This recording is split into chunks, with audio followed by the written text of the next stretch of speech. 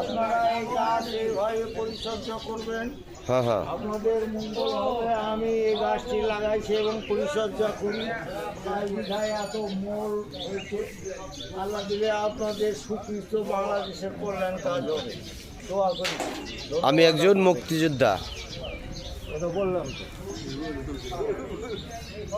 দেখুন এই গাছে এত মুকুল ধরেছে ওরে বাবা। যা কখনো আমাদের চোখে পড়েনি এরকম মুকুল।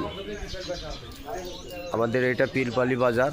এই গাছটি আমাদের জালাল কাকা লাগাচ্ছেন, বীর মুক্তিযোদ্ধা। আপনারাও গাছ লাগাবেন, ফল ফলান্তির গাছ যত পারবেন লাগাবেন, তাতে সবাই খেতে পারবে। আমার এই গাছ থেকে ফল সবাই খায়, কারো বাধা নাই, খালি জালাল ভাই একটু বেশি খায়।